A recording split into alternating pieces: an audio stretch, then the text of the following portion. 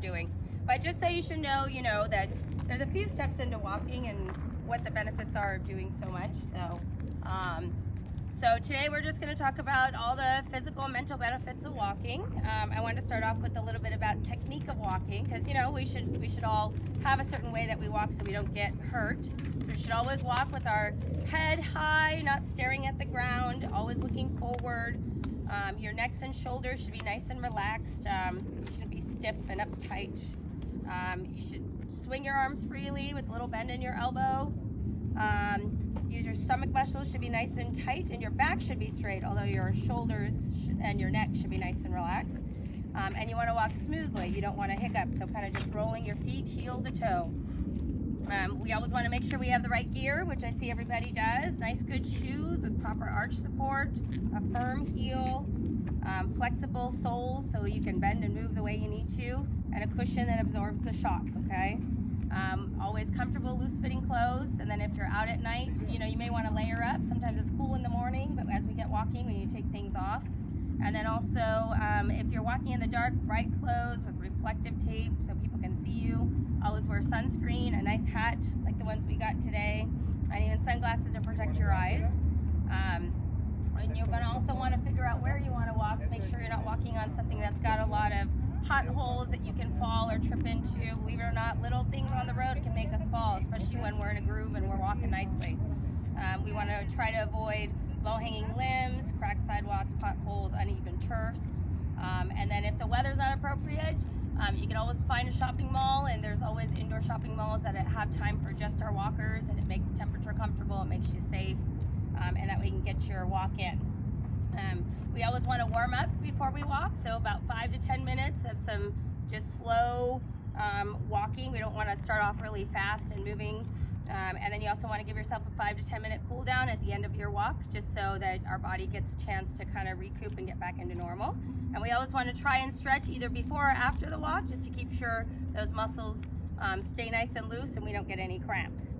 And then we want to set some goals. So a realistic goal to set is about 30 minutes of physical activity a day. So it doesn't have to be done all in once. People are busy, they got places to go. You can do small increments of 5 minutes a couple times a day, 7 minutes, but whatever it is, try to set a goal to about 30 minutes of physical exercise a day. And remember, if you're not a big exerciser, start off slow. Set a simple goal for 5 minutes, 10 minutes. Say, I'm gonna go on my lunch hour, I'm gonna walk around for 5 minutes, and then as you get comfortable doing that, you can bump it up to 10 minutes or 20 minutes. But the eventual goal is you wanna try and get to about 30 minutes of physical exercise a day. And then you may consider tracking how far you've gotten, especially when you start off walking, because it shows you how well you've done and it gives you that motivation to do more. Always stay motivated. So set yourself up for success. Start off slow, and then eventually we're going to try to get to a 30-minute goal, but we're going to take our time doing it. Make your walk enjoyable. If you like to walk with friends, grab a neighbor, or if you don't like to walk alone, grab a neighbor, grab a friend. If you like to do walk in groups, join a walking group or join a gym. Listen to music, make it fun, don't make it a chore, otherwise it's hard to kind of keep doing. If you like to walk outdoors and you've done it for a while, set different paths. So if we're going to walk in this park, maybe one time walk this way and check out what's going on over there, and then after a while you get bored of that, walk another way. But that way you don't get bored. Make it something fun and enjoyable that you can do all the time. And also try and stay in well-lit areas, just because you don't want to have anything happen in the dark or trip or anything like that. And if you miss a day of walking, it's okay.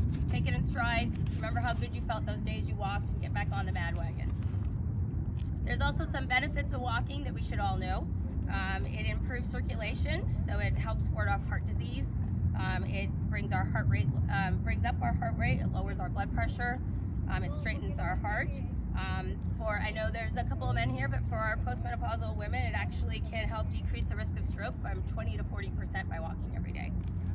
It straightens up your bones, especially if you have any kinds of osteoporosis, but it also helps prevent our bones from getting weaker. It makes you enjoy life longer. Believe it or not, people that exercise regularly in their 50s to 60s are 35 less likely to die in the next 8 years than somebody that doesn't walk at all. And that's just with simple walking. It lightens up your mood. We release things that are called endorphins that help with our pain control, especially as we get older. Our joints things hurt, but walking actually helps that. And also it has an emotional benefit, it makes us stay happy. A 30-minute walk can burn about 200 calories, so eventually it helps us lose weight and keep fit. It straightens our muscles, especially our legs and our tummy muscles, but it also our arms, because we do a little swift movement in there. It helps us improve sleep, and it can ward off things like insomnia. It supports our joint health, so the more we move, our joints itself, especially as we get older and the arthritis sets in from all the wear and tear that we've done throughout our lives, it actually helps put nutrients into those joints and helps them get better. And it improves the way we breathe. It increases our breathing rate and causes more oxygen to go to all the different counterparts or all the different organs in our body. It also slows down our mental decline, so it keeps our minds healthy, and it lowers the risk of Alzheimer's disease. And you know, the more you do, the longer you can do. So the more you walk and exercise, you're sustainable to do different things, like in your house, like you can vacuum longer, clean longer, you know, run up and down the stairs 100 times longer. So there's a lot of health benefits for it. So with all that said, why don't we start our walk? Yes, ma'am.